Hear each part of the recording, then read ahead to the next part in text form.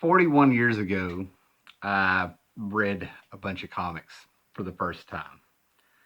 Um, a couple years later, I ended up buying my first comic with my money. My house was full of this stuff. Talked about it before. My uncle and stepdad had comics and pulp magazines and horror magazines and everything everywhere. So I ended up reading them. And I still have a bunch of them. One of the first comics that I read over and over and over was this Thor annual, number 6, 1977, when I was 41 years ago. And it's Thor meeting the Guardians of the Galaxy. 10 years ago, I walked into a theater to watch a movie called Iron Man that I thought it was just freaking brilliant casting to have Robert Downey Jr. be play Tony Stark. So I went in and I underestimated what I was about to see because when Tony Stark came out of the cave in the gray Iron Man armor, I couldn't believe what I was seeing. I was like, they're doing it. A couple years later, the Avengers movies come out, first Avengers movie, and there was some validation there because one of the times that I saw the movie, I had somebody turn their head and look at me and say, "Is this what it's like reading comics?" And I got to say every month.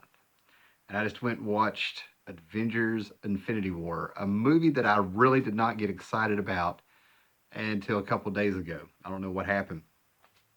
And it was quite the experience for somebody who's collected comics as long as I have. Somebody that's, read these characters forever, grew up in a time when the comics were stigmatized. You were open to being bullied and all that stuff, and I never really gave a crap.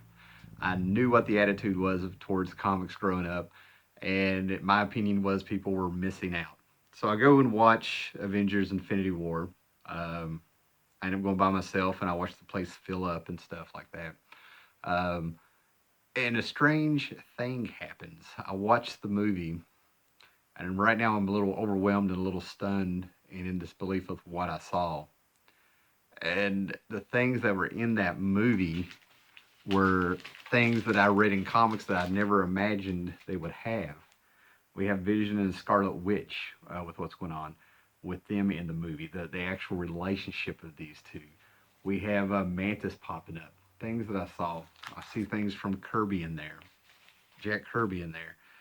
I see the Guardians of the Galaxy interacting with Iron Man and Doctor Strange, a movie that I never thought they could ever get right. So many things. And over the years with the movies, the Marvel movies, the experience for me has always been different. To me, my favorite one's been Captain America, that Kirby thing going on.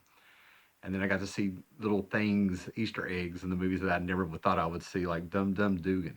I got to see Dum Dum Dugan in a movie. But tonight, when I was watching that, and as the place filled up, and I saw little 4-year-old kids sitting behind me, getting excited. And at first, when the movie started, I was really wondering if these kids were going to sit there and talk through the whole movie. And I looked around, and the whole place was, of course, it was packed, and it went dead silent. When the movie hit finally, except for the little kids in the back, but the little kids that were the same age as I was starting to read comics, watching this movie, were sitting there. That's a hero. He's the bad guy. That's Captain America. That's Thanos. He's the bad guy. Telling the grandparents or whoever was with him who these characters were and trying to explain it to them. And I started like easing up a little bit and started hearing like this. Started hearing the movie and kind of into it. So the movie goes through, and I see those things from the comics that I never thought I would see. Thor meeting the Guardians of the Galaxy, going back to that annual. I feel like that's where they got it from.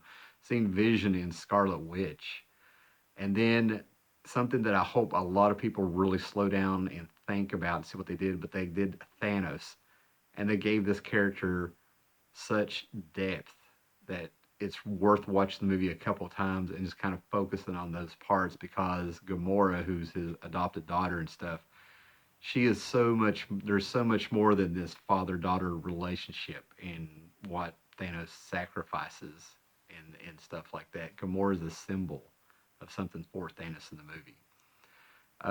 The visuals I saw, everything I saw was just unbelievable.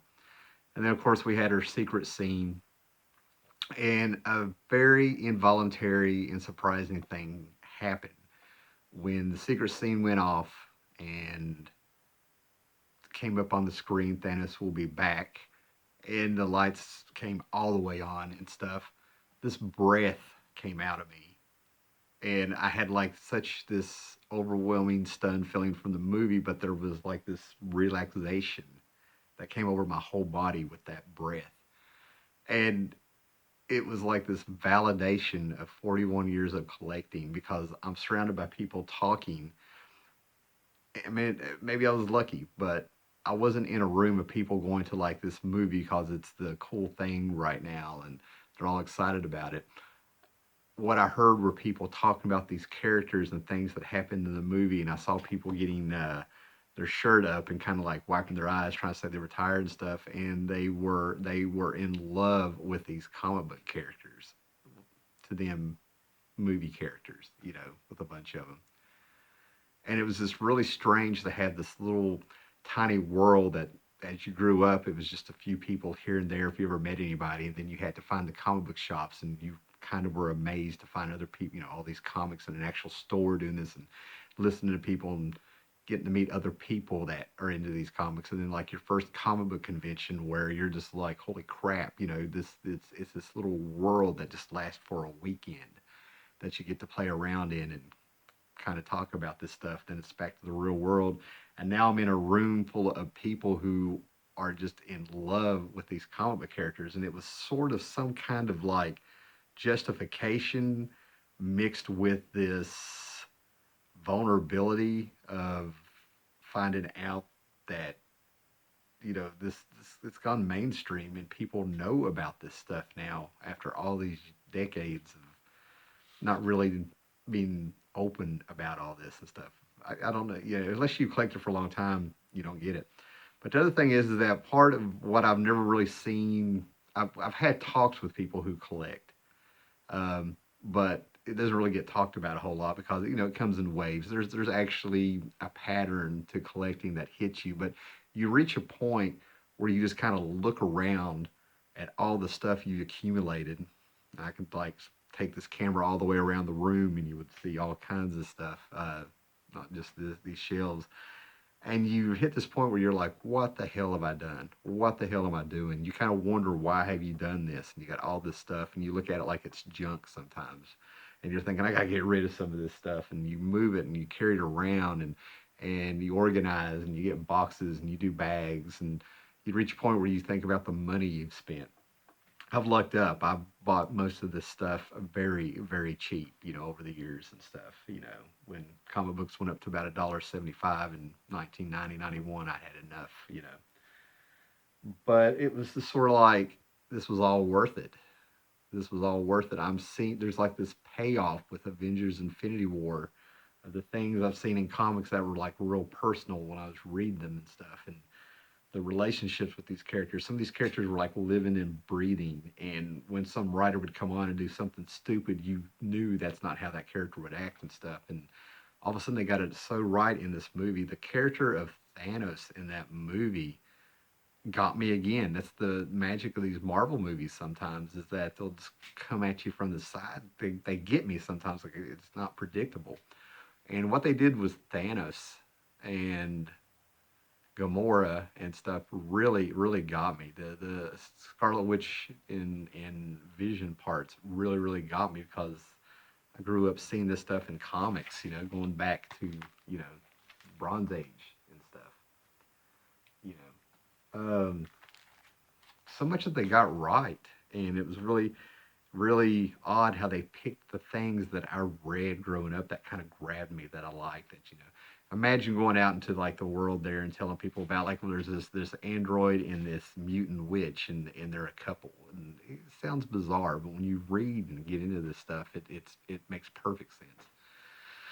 So go see Avengers Infinity War.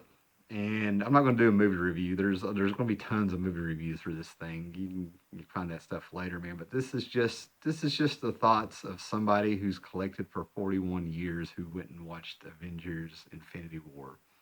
And you're going to have to watch the movie a couple of times. It's made to where there's so much going on that to really get everything and appreciate everything, and get over that overwhelm of that surreal feeling of everything you're seeing.